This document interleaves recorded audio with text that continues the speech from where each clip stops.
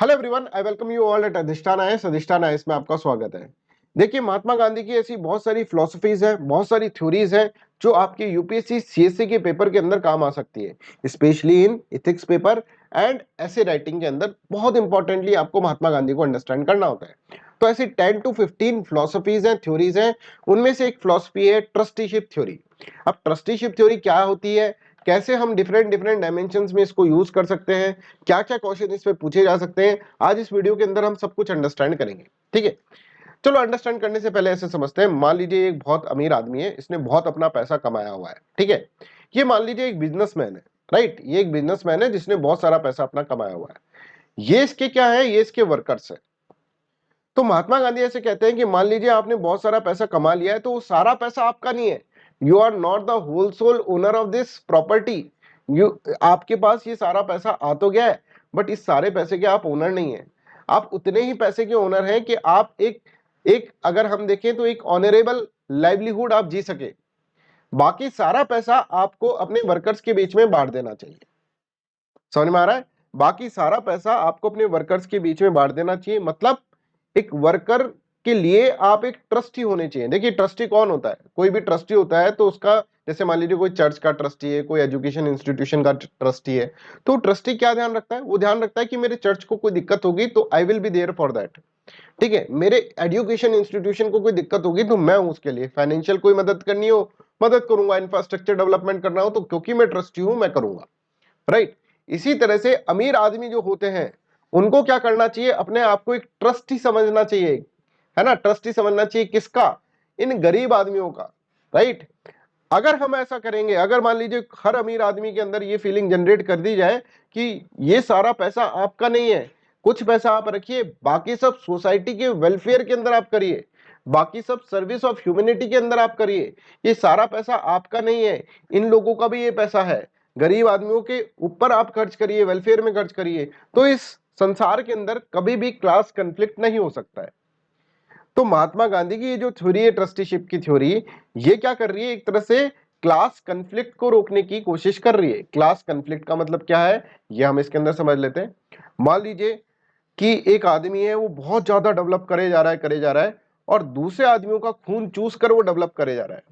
तो एक दिन, एक टाइम ऐसा आएगा कि यहां पर एक्सप्लॉइटेशन इतना हो जाएगा कि ये जो लोग हैं, ये सोचेंगे कि हम क्या करें, बाय हुक एंड क्रुक उसकी सारी वेल्थ की ओनरशिप हम ले लें, हम इसको लूट लें। ये इसके घरों में घुस जाएंगे और घरों में घुस के एक रिवोल्यूशन करेंगे और घरों में घुस जाएंगे और उसकी सारी वेल्थ अपने नाम कर लेंगे। राइट, ऐसा एक दिन आएगा। ये क्यों होता है situation? That is known as class conflict situation. ये सिचुएशन जो होगी, होगी आने वाले समय में, बिकॉज इनइक्वालिटीज बहुत ज्यादा हो जाती है। ऐसे कहने वाले हैं कार्ल मार्क्स।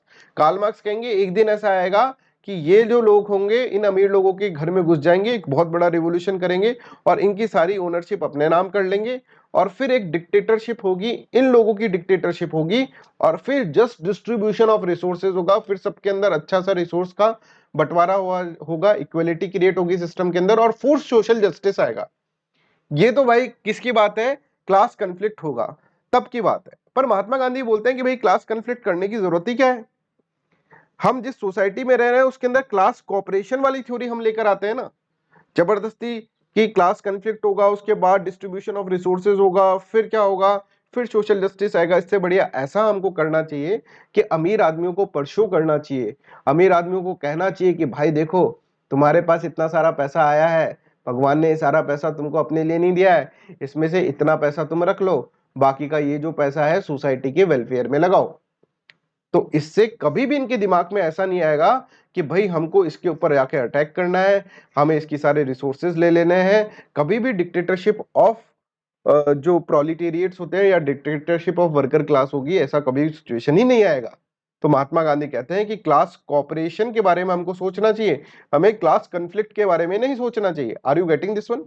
मैंने यहाँ पर बहुत ही सिंपल भाषा में आपको कार्ल मार्क्स और महात्मा गांधी के बीच का डिफरेंस जो है उसको भी थोड़ा बहुत यहाँ पर समझा दिया है।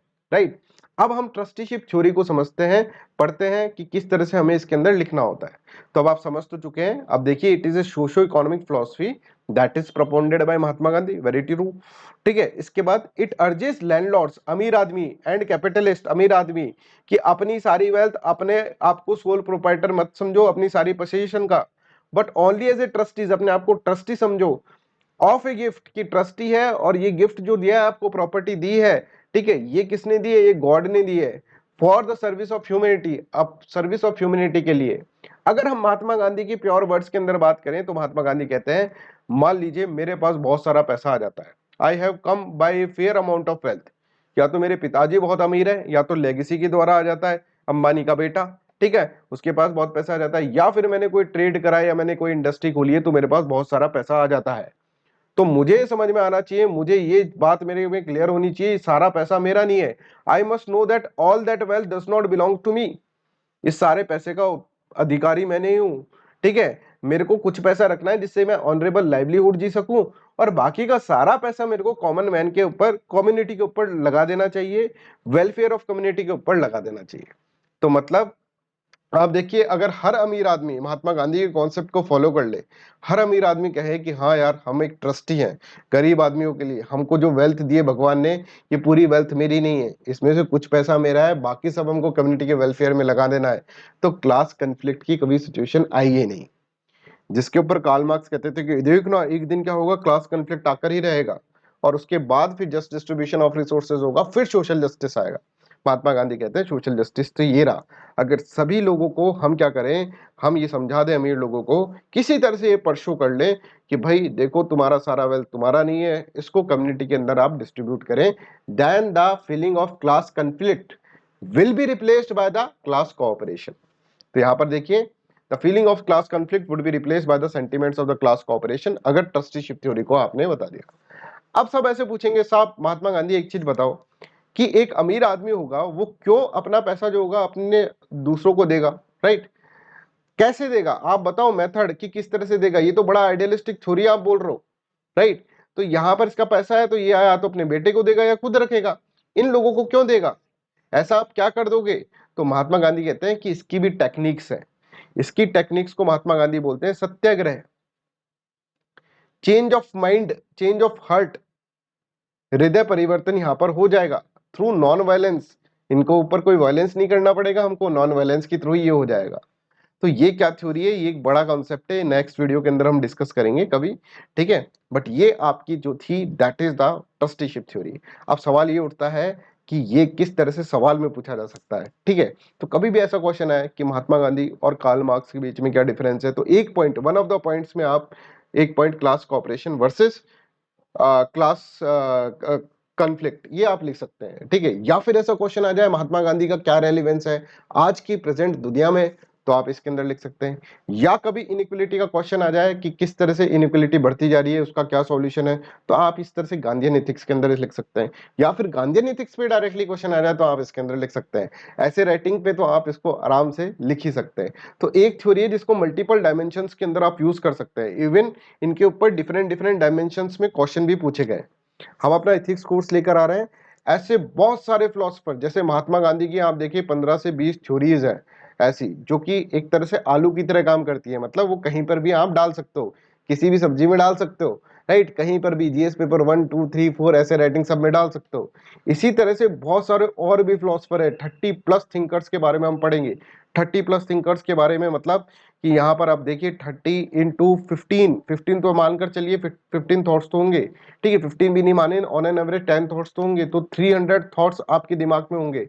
सोच कर देखिए कितना आपका कंटेंट एनरिचमेंट हो जाएगा, राइट, ये सब चीजें हम इथिक्स के कोर्स के अंदर लेकर आ रहे हैं।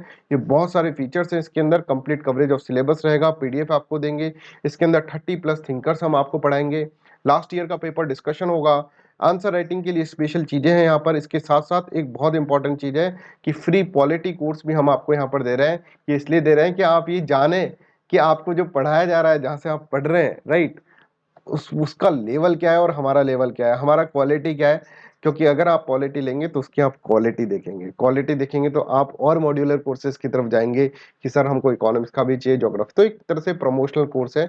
जो भी बच्चा इथिक्स का कोर्स लेगा उसको पॉलिटी का कोर्स फ्री मिलेगा। अगर आप पॉलिटी कोर्स अलग से लेना चाहते हैं तो 2500 का ये कोर्स है।